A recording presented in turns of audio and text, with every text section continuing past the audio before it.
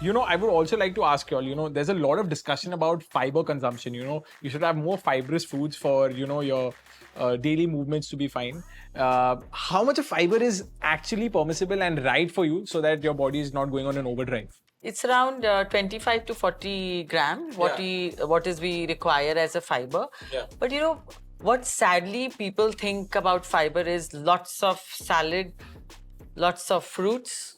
Yeah. Oh, we had a huge plate full of salad and I had my protein with it. Yeah. Okay. But do you know the bulk of your stool is made from the grains, which is like rice and roti and pasta and whatever the chapatis. All your millets, your quinoa, everything. All your carbohydrates, which is your grains and your pulses. The bulk of the stool is made from that. Yeah. So no matter how much salad or fruits you have, you still might be constipated because you've not had your grains. So there you go. So it's very, very important to sort of have your grains at 4 meals, breakfast, lunch, snack, dinner. You can avoid maybe for 1 and also add it with lots of vegetables and maybe some fruits in a day. One more mistake people make is don't have enough water when they're increasing their fiber intake. Right. So if you're not going to increase your water intake, you're not going to sort of have anything to push through your intestines. And that's not going to help with constipation either. Yeah. So if you increase your fiber, you need to increase your water to see the benefit from it. Right. Okay, so my next question for you all is a lot of people equate their genetics to their, their gut health.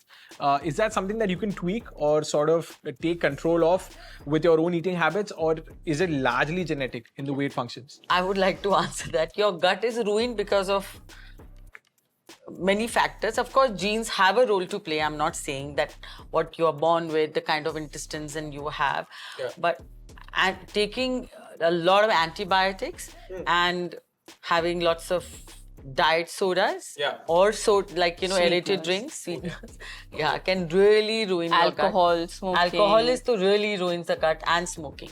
So these are your gut like bad news for your disruptors, literally. Destroyers, So I'll give you my example. I was literally from 1 month of age, I've heard my parents that I used to fall sick literally every month and then later on once in 3 months.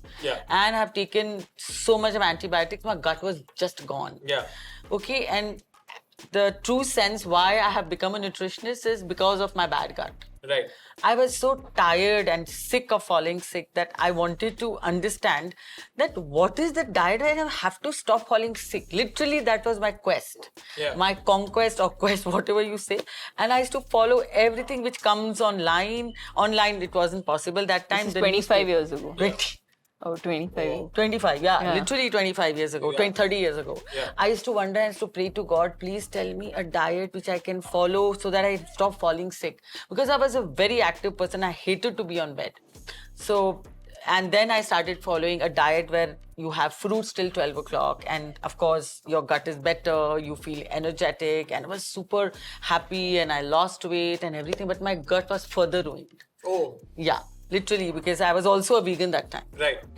Which is why you made your message too, like made it your purpose to not have other people become exactly. vegan. Okay. And on top of that, I thought I'm doing the best thing for my body, but I was still falling sick. And the people around me told me, oh, you are nice. You're like, of course, you're slim and you're trim, but there is no glow on your face. And you're looking pale. The doctors told me. I said, oh God, I have done the best thing for myself. I've read this book through and I made my diet so well and I'm still falling sick.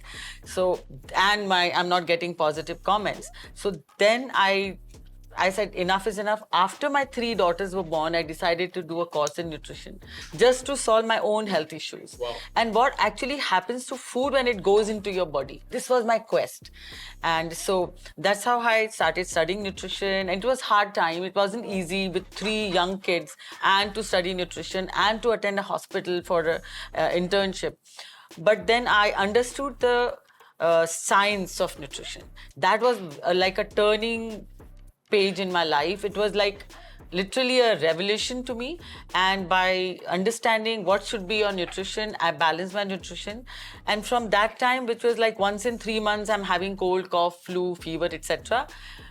Now it is literally once in 3 years. What are you saying? Yeah. Wow. And that is what I tell every client who comes to me. On top of that, in my, as you mentioned, genetic predisposition of bad gut. So my gut was because of antibiotics. Yeah. So I also, in my family, being a Marwadi, we had whole lot of ailments, which is like diabetes, blood pressure, cholesterol, asthma, Like metabolic cancer, diseases. everything, Yeah. skin problem and migraine and you name it, and autoimmune disorders, everything we had.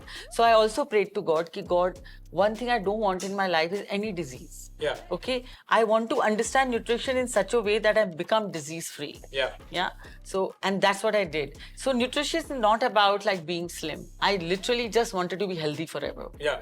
And by balancing my nutrition, my gut was so bad, then I understood and changed it and made it much better. And I was able to digest the hardest of the protein.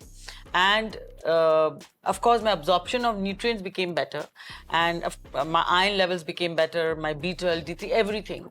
And of course, my strength became better because I could do weight training and I could do artificial protein at the same time without having bloating. So all this we did. So I'm not saying that genes are not important. Of course, genes are there. We can always conquer them and reprogram your gut to become the much better and healthier and the best self of yourself. Absolutely. Version of yourself. Yes. So taking from this, how your lifestyle can also ruin your gut, but it can also improve your gut. I think that's the takeaway from what mom's telling us. 94.3 Radio 1.